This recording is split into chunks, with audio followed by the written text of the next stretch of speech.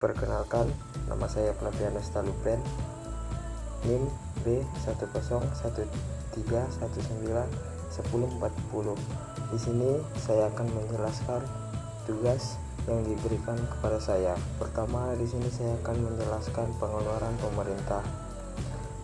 Pengeluaran merupakan investasi yang menambah kekuatan dan ketahanan ekonomi di masa-masa yang akan datang. Pengeluaran itu langsung memberikan kesejahteraan dan kegembiraan bagi masyarakat. Pengeluaran merupakan penghematan pengeluaran yang akan datang, menyediakan kesempatan kerja lebih banyak dan penyebaran tenaga beli yang lebih luas. Jadi di sini nih pengeluaran itu merupakan investasi kita yang dimana kita itu menambah kekuatan dan ketahanan ekonomi di masa yang akan datang. Pengeluaran pemerintah itu yang pertama itu pengeluaran yang self liquidating.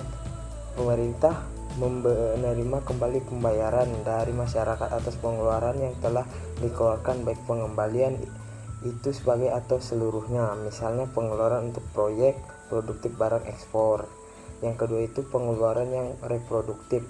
Pengeluaran yang memberikan keuntungan ekonomis bagi masyarakat yang berbentuk kenaikan penghasilan. Dengan naiknya penghasilan berarti naik pula objek pajak sehingga penerimaan pemerintah juga akan naik.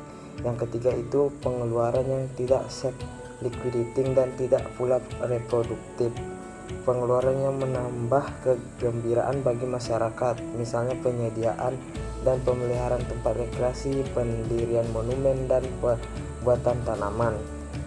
Yang keempat itu pengeluaran yang tidak reproduktif dan bersifat pemborosan. Pengeluaran ini untuk membiayai pertahanan perang, meskipun pada saat pengeluaran akan menambah penghasilan bagi perorangan atau perusahaan yang terlibat peperangan. Yang kelima itu pengeluaran yang merupakan penghematan untuk masa yang akan datang. Pengeluaran yang perlu dilakukan masa sekarang untuk mencegah timbulnya masalah di masa mendatang, di mana jika masa itu timbul akan memerlukan penanganan dengan biaya yang lebih mahal. Itu kebijakan subsidi. Salah satu bentuk pengeluaran pemerintah dapat berupa transfer atau subsidi yang sering pula diartikan sebagai pajak yang negatif. Dalam mengkonsumsi suatu barang, konsumen hanya diwajibkan untuk membayar kurang dari harga barang yang sebenarnya, dan selisih akan ditanggung oleh pemerintah agar jangan sampai merugikan produsen barang tersebut. Di sini saya akan menjelaskan penerimaan pemerintah, yaitu pajak. Pajak di sini ada dua, yaitu ada pajak dan ada bukan pajak. Kalau pajak itu ada umum dan ada khusus. Kalau bukan pajak itu yaitu retribusi, keuntungan, perubahan negara, denda, sumbangan masyarakat, pencetakan uang, hasil undian negara, pinjaman, hadiah. Distribusi beban pemerintahan, yaitu fungsi pajak sebagai sumber penerimaan negara, yaitu pajak sebagai alat untuk mengumpulkan dana guna membiayai kegiatan-kegiatan pemerintah, terutama kegiatan-kegiatan rutin.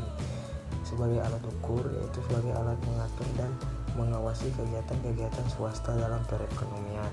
Jadi pajak ini adalah mengatur kegiatan pemerintah, terutama kegiatan-kegiatan rutin, yaitu seperti yang ada pertemuan yang terus memperbaiki jalan-jalan kita yang rusak, yaitu fungsinya pajak. Menurut Adam Smith, prinsip-prinsip pajak itu ada 5. Yang pertama prinsip kesamaan atau keadilan, yang kedua prinsip kepastian, yang ketiga prinsip kecocokan atau kelayakan, yang keempat prinsip ekonomi, yang kelima prinsip ketetapan. Sistem perpajakan dan politik pajak.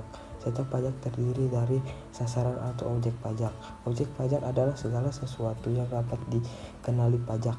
Dapat berupa pendapatan, barang-barang, kekayaan, dan juga perpindahan hak milik atas barang-barang. Golongan struktur pajak. Yang pertama ada pajak progresif. Pajak dikatakan progresif apabila pajak itu dikenalkan dengan persentase yang semakin tinggi dengan semakin tingginya kemampuan membayar pajak.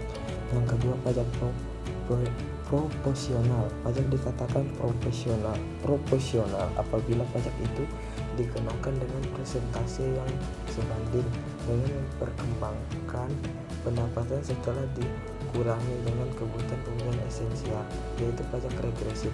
Pajak dikatakan regresif apabila dikenakan dengan perkembangan yang kurang dari sebanding dengan perkembangan taxable stability.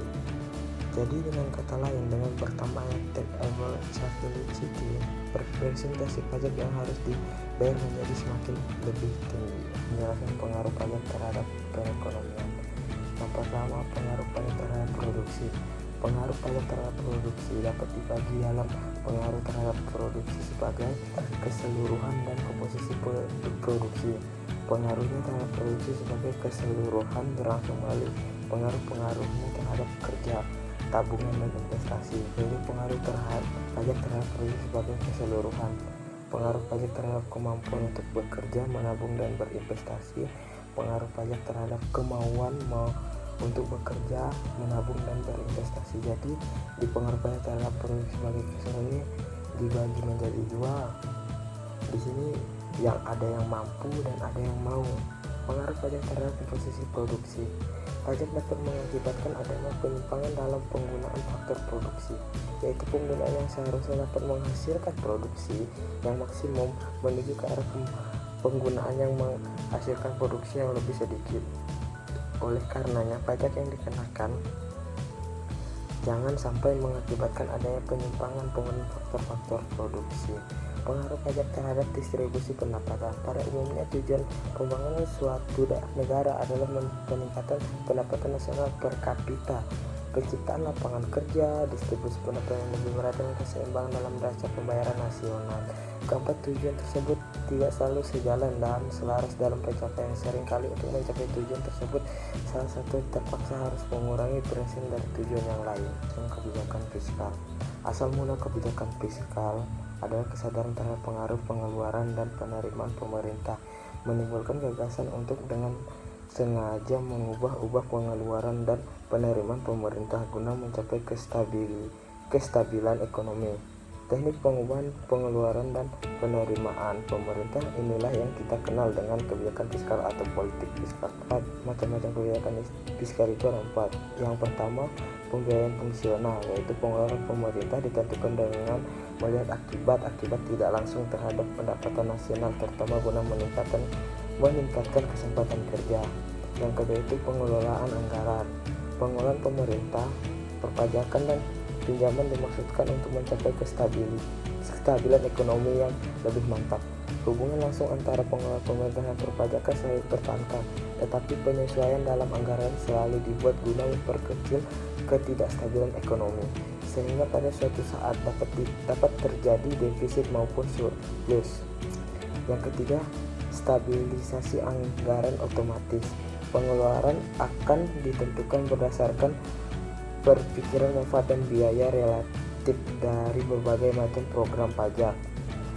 Akan ditentukan kemudian sehingga menimbulkan surplus dalam periode kesempatan kerja penuh. Akibat itu anggaran belanja seimbang. Suatu modifikasi dari pembelajaran atas dasar anggaran yang disesuaikan dengan keadaan adalah pembelajaran secara seimbang dalam jangka panjang, tetapi ditempuh defisit pada masa depresi dan surplus pada masa inflasi. Saya akan menjelaskan kebijakan fiskal dan moneter. Kebijakan moneter dan kebijakan fiskal adalah kedua kebijakan yang diterapkan di Indonesia.